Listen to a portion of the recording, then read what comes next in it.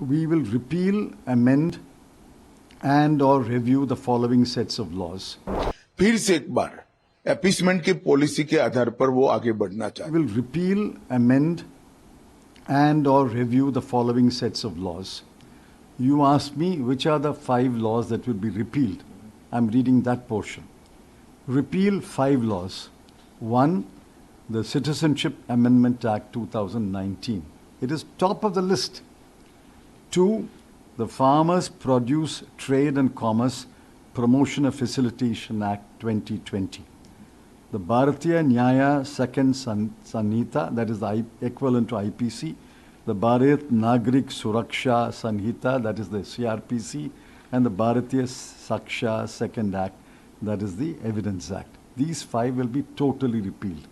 Then we have 8 laws which will be repealed and new laws will be made. Then we have 25 laws which will be amended and brought on par with the Constitution. So we are absolutely clear that the Citizenship Amendment Act will be repealed. Congress को बहुत तकलीफ पड़ रही है development के एजेंडे पर, विकास के एजेंडे पर चुनाव लड़ने में लगातार वो पराजित हो रही है। फिर से एक बार अपीसमेंट की पॉलिसी के आधार पर वो आगे बढ़ना चाहती हैं। चिदम्बरम ये नहीं कहते हैं कि सीएए में क्या बुराई है, हम सीएए हटा देंगे। क्यों हटाना है? क्योंकि उनको अपनी माइनॉरिटी की पॉलिटिक्स करनी है, माइनॉरिटी वोट बैंक को मजबूत करनी है।